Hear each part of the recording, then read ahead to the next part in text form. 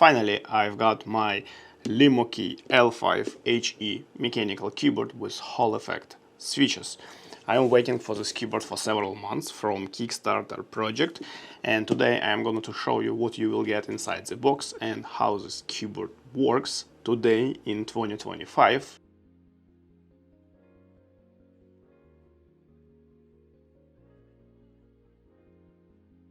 So, inside the box I can see we have a quick guide, which is good, we have user manual, we have white braided USB-C cable, we have some screwdrivers, we have accessories for the gaskets, we have the cheapest possible keycap and switch puller, set of additional keycaps. Also I've got from my Kickstarter project a Keychron wrist rest and set of additional keycaps also from Keychron, because this Lemokey, or how I call them Lemokey, it's the same Keychron. It's all the same, just one different word. And today I'm gonna to compare a little bit this keyboard with Q1 HE, what I've got like maybe more than 1 year ago from Kickstarter, and with K2 HE, what I've got maybe 6-7 months ago, again from Kickstarter project. And take into account the budget for this keyboard is the same, around 200 bucks. And again, take into account that Q1 that time was the most unique keyboard on the market. Q2 HE 8 months ago, just the most beautiful and universal keyboard on the market. So let's see, do we have anything really new and revolutionary, or at least unique, inside this keyboard. Today I have my version, it's white one with white and little bit brown keycaps, right? You can see that this is a 75% mechanical keyboard with a knob on the right side and with the arrow keys and with the F row. So it's a pretty standard 75% layout, same as was with Q1 HE. On the back side we don't have anything, we just have a little bit slightly elevated this part, right? And on H we have a USB-C port, and we have some interesting switch, and the switch is a pulling rate switch, so you can switch between, according to the user manual, 1K, 2K and 8K. And guys, I have no idea why would you need a physical switch between 3 different options of pulling rate. If you have any ideas when, in which scenario you need to use exactly 1K, in which scenario 2K, and in which scenario 8K, and why you cannot stick just to 8K by default, please let me know in the comments under this video. I'm really curious. Okay, let me take this as the most cheapest keycap and switch puller and check a couple of keycaps, right? I'm sure they're pretty standard, double shot PBT with not a shine through legends, so they're pretty standard keycaps, what you can find in 90% cases of mechanical keyboards, right? Also, according to the box, I have today a linear magnetic switch, Lemokey Ultra Fast Lime, right? And my main question will be, is this keyboard compatible with Keychron, TTC and other magnetic switches, or it's the same as all Keychron HE keyboards, compatible only with their own magnetic switches? We will check this during performance test. From the switches itself, I can see we have an RGB guide, which is good for RGB brightness, right? We have a closed bottom part and pretty pleasant sound. Let me show you a little bit closer the switches. Obviously they are pre-looped, based on what I can hear. Under the switch I can see, of course, metal switch plate, again as in, I don't know, 99% of the Hall effect magnetic switches, right? And we have a north facing RGB, which means it's not suitable for side printed legends, right? We don't have any switch pads, which is a little bit, you know, not good for the sound, but sound test will be at the end of the video. And basically that's all. I don't know if I mentioned, but we have only wired connection, right? It's a pretty huge drawback for me in comparison to Q2, my current keyboard, and Q1, my previous keyboard, because I will not be able to switch between my MacBook gaming PC and my office Windows laptop. I will not be able to use this keyboard as a universal keyboard for everything. So it's kind of dedicated to one. So if you have, for example, gaming PC and you working on this PC for everything else what you are doing, you know, like office work or whatever, you can have a one keyboard. But if you have several devices separated by like work, game, something else, it's not good without wireless connection, unfortunately. Okay guys, before we are gonna to test this keyboard with games and sound and RGB, let's just check what we have inside. To disassemble this keyboard, you need to remove some keycaps on the bottom and top part and unscrew like around 6 or 7 screws with a given screwdriver, right? And then you will be able to remove upper shell, metal shell, because this keyboard is fully aluminum, right?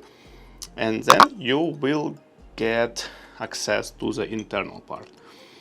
And inside we have a PCB sandwich, right, with gaskets on around PCB on the upper and bottom part, right? We have one cable connected to USB, right? And basically that's all. But it's only influence on the sound of this keyboard, and today I want to show you how it sounds in original structure. So let me assemble it back and we will switch to my gaming PC and we will do a sound test, RGB test, and performance test. Let's go.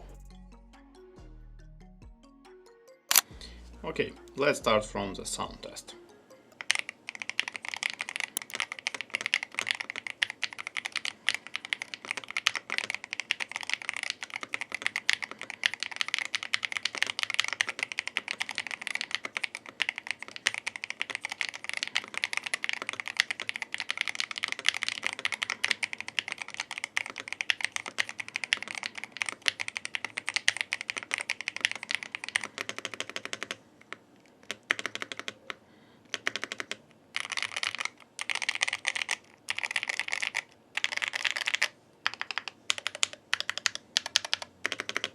Okay, sound is not bad, but the space bar is obviously some kind of little bit off.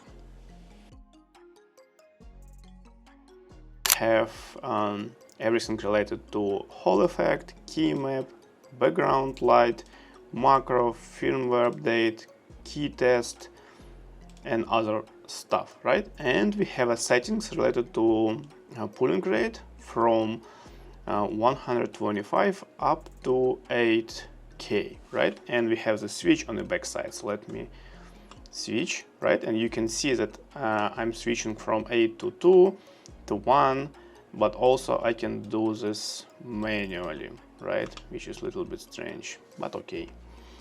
Let's go to the HE mode. Now you can select keys, you can change actuation point, right? You can do it from 0.1 to 3.35. Let me stick to the 1mm, or okay, 102. We can have a repeat trigger. We can hide, show this information. It's minor, and we can do a demo. For example, for W, I want to try to see how it works, like, right? All good. So far, so good. Okay, now, interesting question. Can I use a standard central point mechanical magnetic switches instead of Lemokey one, right? From the structure point of view, I cannot see any difference, but let's check. I have some switch, right? In this case, this is I can't see Duhok, whatever. You know, you guys know what this switch is, right? Let's insert. Let's do test. Yeah, it works. It works. So guys, one very important difference from Q1 or Q2 Keychron keyboards, that in this case this keyboard is compatible with a standard magnetic switches with central pin, so you can change them for whatever you want if you need. Also, we have multiple actions or commands for one key, right? Up to 4 commands, but this is standard for everybody. We have this long press switch, which is like short and long different action. We have snap action, right? And we have gamepad analog. You're sometimes asking me, do they have it or not? Yes, in this case, you can have it. Okay, from RGB point of view, you have this additional LED bar on the back side of the keyboard, right? You can see it's going through the whole case until very end, which is pretty nice, right? If we're talking about RGB in general, I cannot see any, you know, huge difference from any other keyboards, especially with the not shine through keycaps. You can see them only in between in these gaps, right? You can switch obviously different patterns and colors and you know, all of that. But again, with a given keycaps, it's a little bit hard to see this RGB. Okay, now let's test a pulling rate, and we have the several options. I don't know why, but we have them, so let's try different options. Let's start from 1K.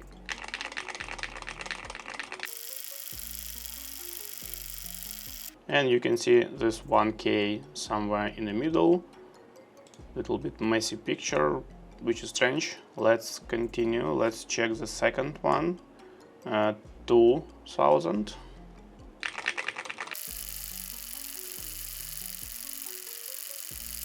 Okay, now we should have actually 4, and you can see 2000 on the right side. A little bit strange because my suspicion that it was the same previous time. But okay, let's switch to 8K and let's see how it goes.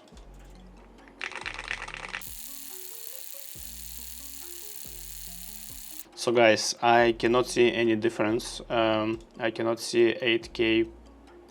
No, sorry, I can. It's just it's stuck to this 2K sometimes. You see, it's a lot of presses were registered by 2K, and previous time it was the same, and previous time it was the same. But for 8K, we have a 8K pulling rate. It's all good. We have default settings. I just did reset. Now let's do a test in Valorant game. No, pretty standard stuff, right? Now let's change WSD to 0.5 and don't forget to submit, otherwise it will not save to the keyboard. Let's repeat.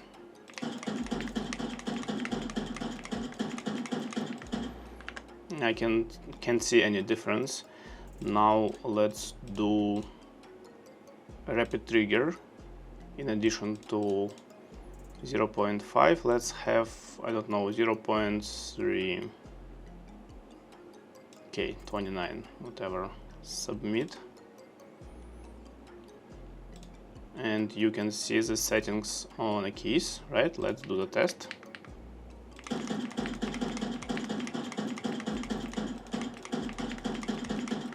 Now we are talking. You can see the huge difference, right? Just curious if I will do the most extreme settings. Submit. Yeah, all saved to the keyboard. Let's repeat.